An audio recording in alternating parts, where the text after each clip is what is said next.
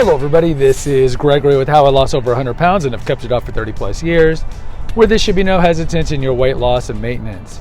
Today we're going to continue this series on what to eat and what not to eat at various cuisines and talk about American food. Now before we begin, if you need help with weight loss, contact me through the Clarity FM link found here in the episode notes. Also check out my website, Naturopathic Earth /100 pounds off for 30 plus years is the link in the episode notes. There's hundreds of articles and recipes. Check out my books. And if you appreciate my content, there is a link for PayPal. And also check out my podcast, The Awakened Man.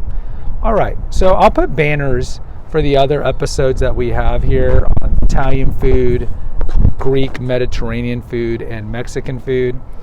And American food, as I call it, it's going to be different because if you look at what we call the standard American diet, it's not surprising that the acronym for it is SAD.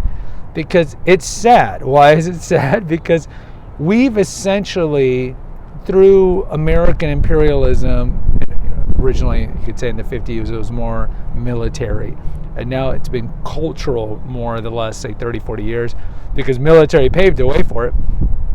We have sent the standard American diet to the whole world. And you see, like in China, for example, how obesity is increased. Why? Because McDonald's and Kentucky Fried Chicken and American foods have been pervasive and they've been prevalent in these cultures. And so the standard American diet as a whole is garbage. I don't need to tell you that. You know that. And it's not surprising that we are very obese because of it. So what can you do in this standard American diet that's somewhat good? Well, we're going to divide the standard American diet into a couple of ways. So you can talk about barbecue, you can talk about hamburgers. I mean, if you go to Chili's or Fridays or any of these national chains, that's essentially the standard American diet. And so I'm not going to spend too much time on the various offsprings of the standard American diet, but let's cover some things here. So we know that the standard American diet has a lot of fried food. And if you look at the other episodes we've done and future episodes like Thai food, Chinese food, not a lot of fried stuff. Yes, you'll get fried wontons and stuff like that. But again, that is more of an American corruption of the more kind of Chinese food.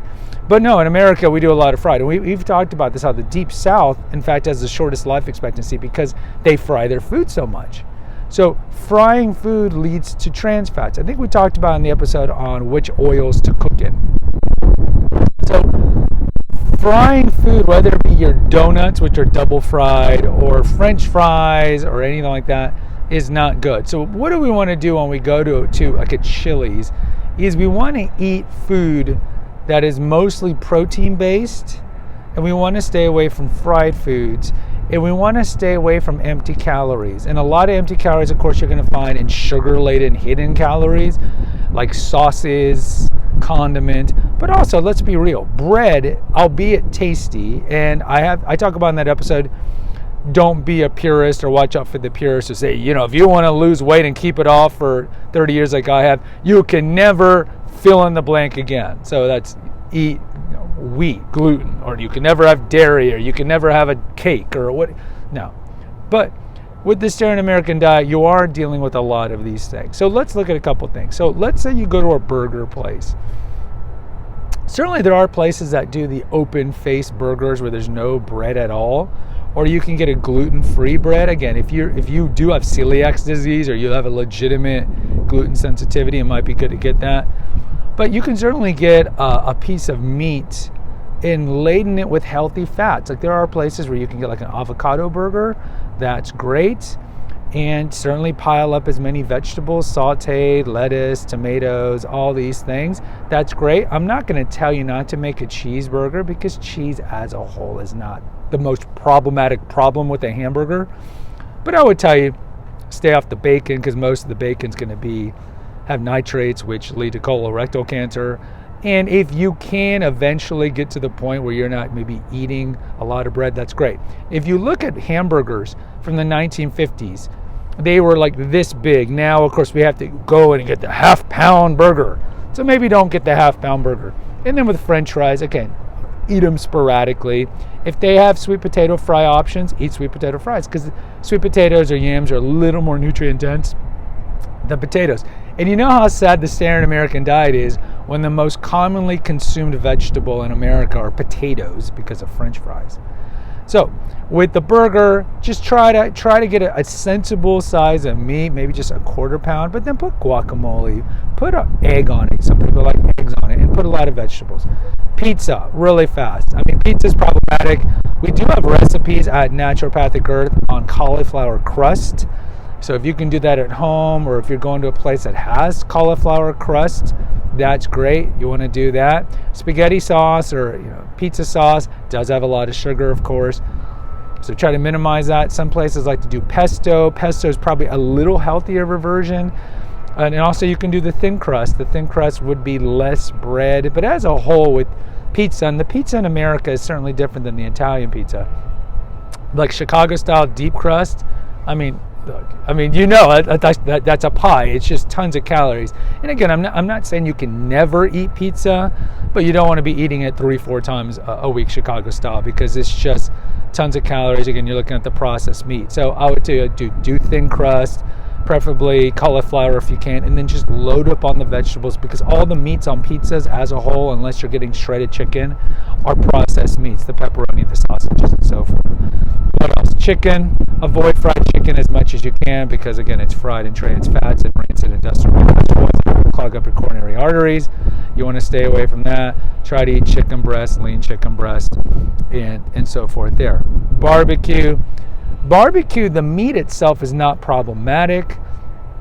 There are some studies that show that if you eat barbecue meat more than 2 times a week, it does increase your chances of getting stomach cancer. The problem with barbecue is the sauce, right? Most of the sauces are laden with sugar, so try to limit how you do it, or find alternatives where the sauce perhaps is not as sugary as it could potentially be. So, I mean, when you think of the standard American diet, this is what we eat. This is why I don't like the standard American diet, because I find all these foods to be pretty bland. This is why I like to go to Thai. This is why I like to go Indian. This is why I like to go Middle East. This is why I like to do like Moroccan, because there's more spice. And that's not to say you can't make a barbecue sauce that's spicy, but if you look at American food as a whole, it's pretty bland. Burgers, pizza, barbecue, fried chicken, I'm snoring. And then if you look at the side dishes, mashed potatoes, it's not that. And look, it's not a question of you not be able to make it well. You can make it well and tasty, but in terms of nutrients, it's not that high. Juxtapose that with like legitimate Thai food, Chinese food. It's all vegetables, right? Stir fry, whatever it is, there's some protein in there, but it's a lot of vegetables. But if you look at the American food, it's not vegetable based. It's mostly going to be bread based with a lot of protein, animal protein. And that's what led us to look like the USDA old food pyramid. That's why we're fat.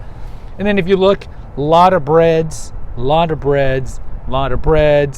condiments, which is extra sugar. And then our desserts are crazy. I mean, look, if you look at Asian desserts and you compare them, and even compare them like the episode we did on the Middle Eastern food, you look at something like baklava. Baklava is essentially nuts with honey and some phyllo bread. But then you look at a Cheesecake Factory, you look at all of our American desserts, it's mind-boggling. You're getting the daily amount of fat in a typical Chili's Fridays dessert serving. So the desserts, I would recommend that you just don't eat desserts at any of these restaurants. So in closing, try to get entrees that are vegetable heavy, mild amount of protein, because we eat too much protein already. Mild amount of protein. Try to limit the bread. I'm not telling you to eliminate it completely, but limit the bread, and just watch out for the sauces. Guys, post in the comments. I'd really love to hear from you. How do you eat your American food? Is it the most common food that you eat? Please hit the notification, subscribe, and share button. Until next time, take care, God bless, and pray.